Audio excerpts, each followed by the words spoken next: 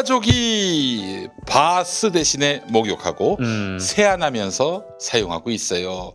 여드름 심한 아들과 딸이 붉은 여드름이고 좁쌀 여드름이 조금씩 사라지면서 뽀얀 모습으로 거듭났습니다. 예, 자 그래서 잘생겼다는 소리도 듣고 있는데 그렇습니다. 이게 누구 덕입니까? 디아페비누 덕입니다. 디아페비누 덕입니다. 훅이 거의 잘 안 써요. 남자들이 뭐 다 그렇죠. 예를 들어서 무거운 생수를 배달해 주면 너무나 고마워서 고맙다고 인사말을 남기는 정도죠. 새벽에 가려워서 몇 번씩 깨고 그랬는데 디아페로 샤워하고 자면 가려움이 거의 없어요. 네. 디아페 때문이라고 단정하기 조심스럽긴 하지만 신기합니다. 병원에서 준 연고를 안 바르고 자도 편안합니다. 예, 뭐 근지럽다 뭐 막 많이 긁어가지고 피가 난다 이런 분들 디아페비누 한번 경험해 보시고 그때도 그런지 한번 좀 우리가 피가 나면 병원을 가야 되는 거 아닙니까? 그러나 그렇습니다. 네. 우리 그래서 저는 우리 황교안 전도사님께 디아페비누를 강력하게 권하고 싶습니다. 단마진. 단마진. 그렇죠, 단마진. 네. 단마진도 극복할 수가 있어요. 가물머리가 있었던가라고 잠깐 생각을 했습니다. 아닙니다. 자 우리 그 단마진 환자에게도 네. 어떨지 임상 실험을 한번 해보고 싶은데 네. 단마진 걸린 사람이 거의 없어요. 그렇죠. 대한민국에서.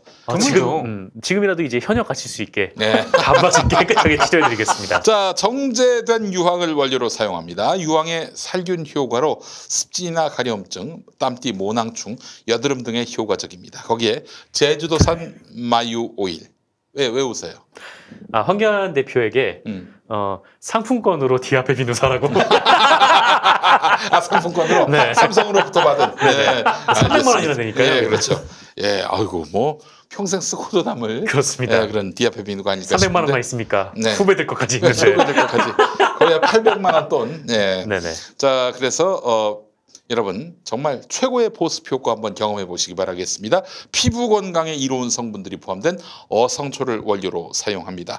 단순 천연 재료가 아닌 6주 동안 발효 숙성시킨 네네. 피부에 도움이 되는 한방 재료를 사용합니다. 지금 바로 김용민닷컴에서 만나보시기 바라겠습니다.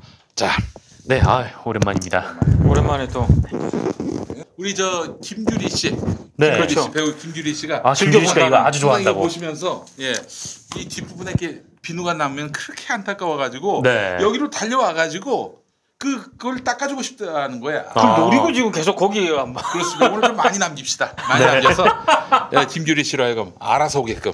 알아서 오기. 자, 여러분 오늘 또 이제 여러분들께 디아페비누를 또 보여드리도록 하겠습니다. 아유, 디아페라고 이렇게 또 깊이 박아놨어요. 또 디아페. 디아페. 예. 네.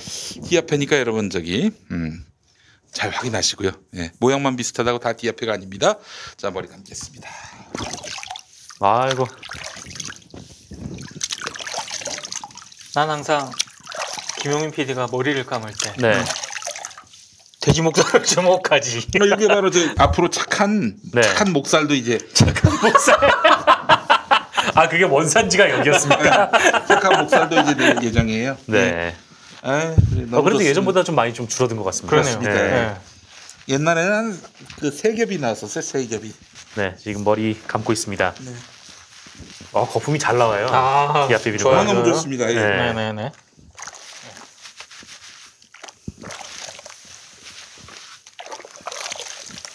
지금 일부러 계속 거품을 뒤로 보내는 거 아닙니까? 의도적으로 지금 거품을 뒤로 보내고 있는 것 같은데?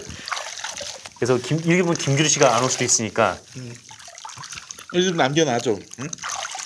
다시 좀 이렇게. 네. 그만. 김규리 씨가 오셔야 되니까. 손에 비누가 묻었는데 여기에 손을 담가서 닦기가 굉장히 불편합니다. 그냥 수건으로. 네. 이거 옛날에 몰래카메라 보는 것 같아. 이경규의 몰래카메라. 예, 맞아요. 유열 맞아. 계속 샴푸 여기다가. 네, 이제 점점 없어져 가고 있습니다, 거품이. 요런 거 김규리 씨가 안타까워했구나. 요런 거.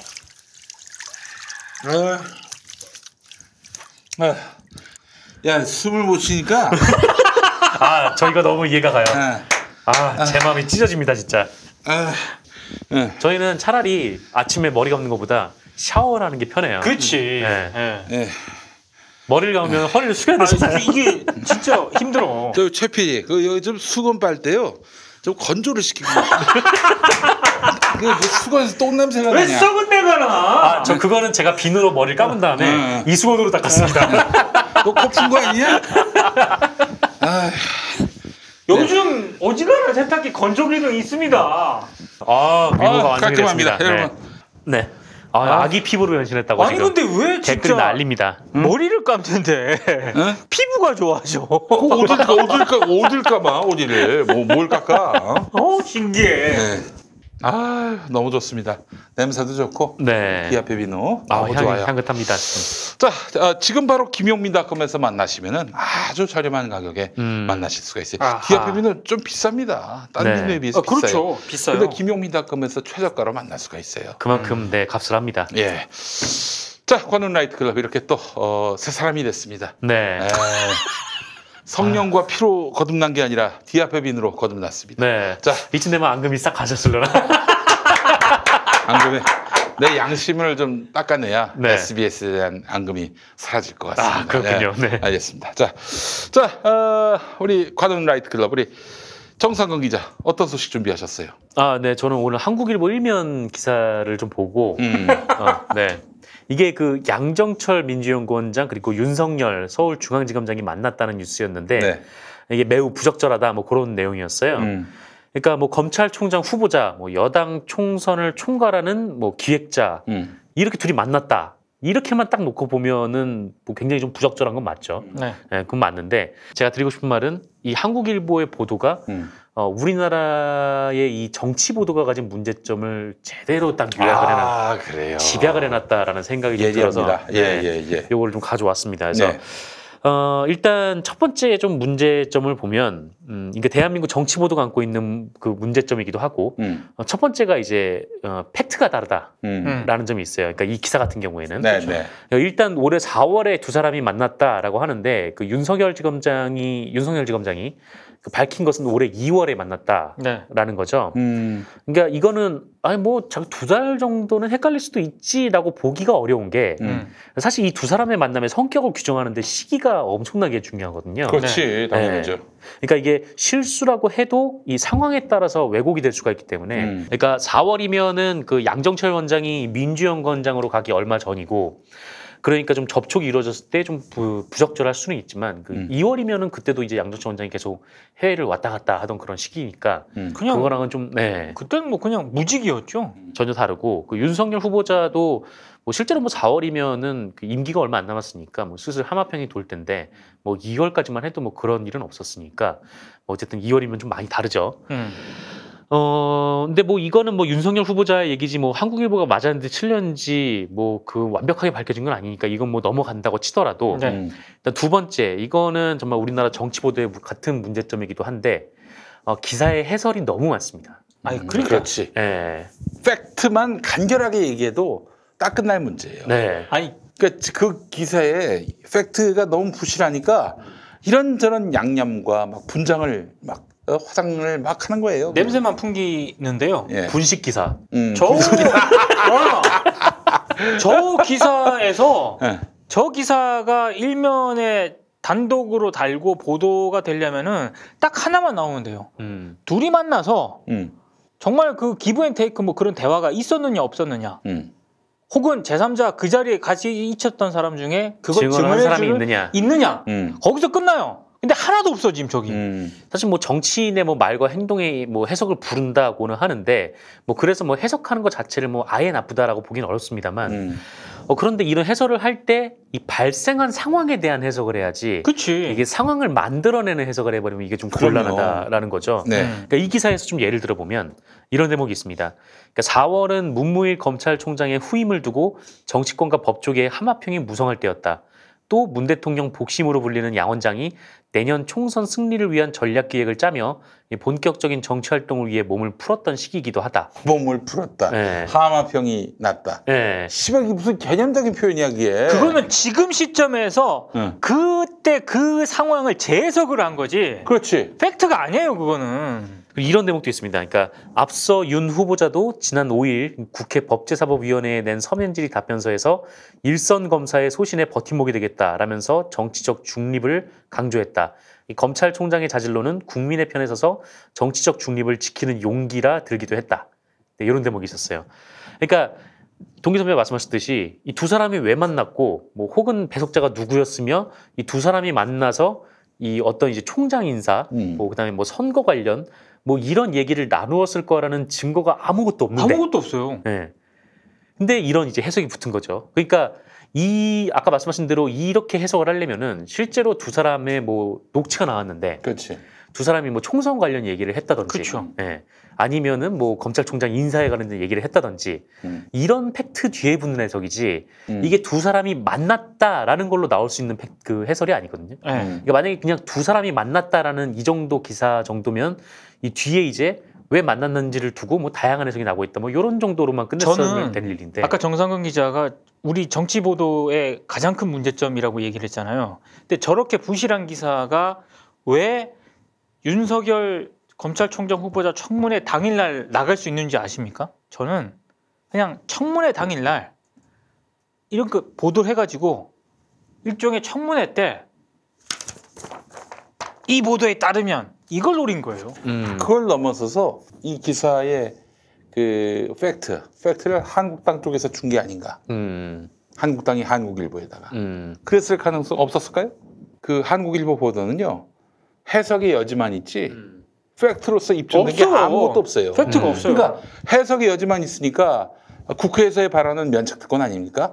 별의별 개소리 헛소리 막 질러대면서 한국당 의원들이 기사를 들고 흔들었던 겁니다. 이걸 한국일보가 노린 것일 수도 있어요.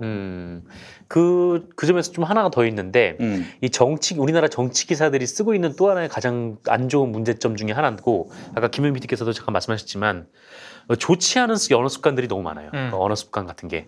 그러니까 뭐 저도 이런 표현을 되돌아보면 상당히 많이 썼던 것 같은데 어떤 거냐면 이 차기 총장 유력 후보군인 현직 서울중앙지검장 신분으로 민감한 시기에 친문 핵심 인사를 만난 것 자체가 검찰의 정치적 중립성을 훼손한 행위라는 지적이 나온다. 지적이 나온다. 네. 아. 또 하나 있어요. 윤 후보자가 양 원장과 사적으로 친분이 있더라도 직접 대면은 자제했어야 한다는 지적이 나온다. 지적이 나온다. 이게 누구 지적입니까 이게? 제가 그래서 이제 유행어를 만든 게 있습니다. 지적이 있다는 소문이 있다. 지적이 있다는 소문이 들린다고 한 관계자는 말했다. 아니, 한 관계자는 시사했다. 시사했다. 그 말은 제대로 한 것도 아니야. 그리고 아까 이제 동기 선배가 말씀하셨던 부분 여기 한국일보에도 딱 들어가 있어요. 그러니까 8일 열릴 그러니까 지난 월요일 날 열릴 윤석열 후보자 인사청문회에서 이 두 사람의 회동 배경을 둘러싸고 공방이 벌어질 것으로 예상된다. 이 씨발 이거 보니까 이거 딱 그거예요. 이거 노린 거예요. 이거 노린 거야. 네. 이 새끼다, 얄팍한 새끼들. 내가 그래서 한국일보를 이젠 망한국일보라고 부릅니다. 망한국일보. 예. 한국당이 한국일보에. 예, 그래요. 한국당 중앙당은 그럼 중앙일보에 줍니까? 그래요. 아, 이거 보면서 말이죠. 오늘 아주 김진태가 압권이었습니다. 정말 이거는 이제 불과 몇 달 전이니까 야, 저 검찰총장 될지도 모르니까 이런저런 사건 좀 잘 좀 해라 이런 얘기가 했을 것이 추측이 돼요. 그거는 뭐 정말 뭐 당연히 뭐 인정하지 않겠지만 그리고 그 양정철 씨가 당시에도 어떤 사건의 수사 대상이었다는 사실 알고 있습니까? 그 당시에 예? 전 모르고 있습니다. 하여튼 금년에 고발된 거 알고 있냐고요? 그 뭐 소훈 원장 만난 걸 가지고 말씀하십니까? 그거 아니고 무슨 갑자기 왜 국정원장이 나와요? 양정철이 고발된 사실 알고 있냐고 6월달에. 알고 있습니다. 그러면 저 사건 관련 인마이군요. 그 피의자가 될 사람을 몇 달 전에 만나서 대화를 한 것은 적절한 겁니까? 아니 제가 나중에 고발이 들어올지는 제가 당시는 알 수가 없고 역대급 발언이에요. 저는 반성했습니다. 예. 이 정치에 상상력이 필요하다고. 이런 거 아니에요. 2월에 만났다고 이제 윤석열 후보자가 정정을 했습니다. 4월이 아니라 2월에 만났는데 6월에 한국당이 양정철 원장을 고발했죠. 고발했습니다. 근데 6월에 우리가 고발할 사람을 왜 2월에 만나느냐? 씨발 뭔 소리야 그게? 아니 진짜 웃긴 게 예. 지는 박근혜 왜 만났대? 나중에 구속될 거, 파면될 거. 그러니까요. 꿀잼이었습니다. 네, 꿀잼이었어요. 대단한. 네. 그리고 마지막으로 하나 말씀드리면 이 전문가 인용이 하나 들어가 있어요. 전문가. 네, 이것도 이제 그 전문가. 네, 한국 보도의 굉장히 큰 문제점인데. 그 지 입맛에 맞는 전문가 말을 딱 따가지고 또 지 입맛에 맞지 않으면은 막 유도 신문을 내요. 유도 신문을 내서 이렇게 생각할 수 있지 않을까요?라고 하면은 뭐 그렇게 볼 수 있죠. 그러면 이제 지가 질문한 게 그 사람 견해가 되는 거야. 맞아요. 조선일보가 많이 써먹는 겁니다. 자기가 얘기한 건 그럴 수 있지밖에 없는데 네. 멘트가 한 5줄 들어가. 네, 그렇죠. 이 기사에 보면은 네. 이 차진아 고려대 교수가 논평을 해요. 그래서 뭐라고 하시냐면 이 검찰 문제의 본질이 정권의 자의적 인사권 행사로 인해서 검찰이 정치적 중립을 잃고 이 권력의 신여로 전락했다는 것이고 이 국민이 가장 공감하는 검찰 개혁 방안은 중립성 확보, 특히 청와대로부터의 독립이다라면서 이 두 사람의 만남은 그런 기대를 저버린 것으로 오해를 사기에 충분하다라고 얘기를 했는데 오해를 사기에 충분하다고 봐야 되지 않을까요? 뭐 그렇게 볼 수도 있죠. 그러면 이제 질문이 다 이게 그 교수의 그 발언이 되는 거예요. 근데 이 교수가 딱 얘기를 한 걸 쭉 보면은 네. 이게 좀 뭐 사실대로 질문을 했을 때 나올 수 있는 말이 아니에요. 그래요. 그러니까 이게 질문을 하면서 그러니까 팩트가 지나치게 단순한데 답변이 상당히 구체적이에요. 그러니까 양정철 연구원장이 뭐 야인 시절에요. 윤석열 서울중앙지검장을 만났는데요. 두 사람이 이전에도 만난 적은 있었다고 하고요. 뭐 다른 참수사도 있었다고 합니다. 어떻게 생각하십니까? 이게 이제 팩트에 기면서 질문을 한 거죠. 그럼 이제 거기 답변하시겠죠. 뭐 모임의 성격을 봐야겠지만 그래도 문재인 정부 대통령의 뭐 최측근이니까 부적절하네요. 뭐 이렇게 얘기를 할 수도 있겠죠. 근데 뭐 그건 그대로 쓰면 되는데 제가 봤을 때는 이 기자가 질문을 검찰총장 인사를 앞둔 윤석열과 이 당 촌선 전략을 짜는 민주연구원장 양정철이 만났습니다. 뭐 이런 만남이 검찰의 정치적 독립을 해치는 거 아니라는 의견에 대해서 어떻게 생각하시나요? 그러니까 이런 식으로 물어본 것 같아요. 그래서 그러니까 질문은 굉장히 구체적이었고 답변은 제가 봤을 때 간단했는데 그게 좀 버무려진 것 같아요. 이 얇은 팩트에 굉장히 디테일한 답변이 이제 나온 좀 그런 상황이니까요. 저는 그렇게 생각해요. 네. 그래서 뭐 이게 어쨌든 뭐 두 사람이 뭐 이때 뭐 만났던 게 초면이 아니고 뭐 과거에 만났던 데다가 뭐 2월이면 양정철 원장이 야인이던 시절이어서 좀 애매한 측면이 있죠. 근데 뭐 그럼에도 불구하고 뭐 두 사람 만남이 부적절하다 뭐 이런 얘기는 뭐 지네가 뭐 그렇게 생각하면 뭐 할 수도 있겠지만 여기에다가 한 가지 더 추가할 필요가 있어요. 일상적인 어떤 그런 행보로서 정치인들 만날 수 있는 거 아닙니까? 만날 수 있죠. 중앙지검장이. 그러면은 자유한국당은 안 만나고 민주당 인사만 만났다. 그러면 뭐 조금 얘기가 될 수 있는데 자유한국당 정치인도 만났다고 합니다. 만났다고 해요. 만났대요. 네. 그럼 씨발 뭐가 문제야 도대체? 근데 정말 막 이 양정철 원장밖에 안 만났어. 거기까지만 딱 알아요. 그럼 이거를 아무리 그렇다고 해도 이 정도 팩트의 해석을 덕지덕지 붙여가지고 이거를 일면으로 보낼 만한 껄인가. 게다가 또 저기 그 한 명 단둘이 만난 것도 아니고 여러 사람과 함께 만났다고 하는 거 아닙니까? 네. 그렇죠. 그러니까 앞으로 그러면 양정철은 아무도 만나지 말아야 되겠네. 서훈 국정원장 그 잘 아는 사람도 만나면 안 되고 심지어는 그 아내도 만나지 말아야 된다. 유권자를 유권자를 매수하기 위해서. 여당 총선 전략하는 사람이 유권자를 만나. 야, 여러분 한국일보 수준이 이렇게 됐습니다. 젖 같은 신문이 됐어요. 그래서 어쨌든 이 보도가 진짜 우리나라 정치 보도의 질을 총체적으로 보여주는 것 같아서 맞아요. 가져와봤습니다. 알겠습니다. 자, 그래 하나만 더 살펴볼까요? 하나만 더. 네, 이게 지금 이제 학교 비정규직 분들하고 그다음에 뭐 다른 이제 공공부문 비정규직 여러분 많은 분들이 이제 파업을 하시는데 이게 그 인터넷에서는 굉장히 좀 여론이 안 좋더라고요. 인터넷만 딱 보면은 그게 뭐 네이버뿐만 아니라 뭐 다음에서도 좀 그런 면이 있는데.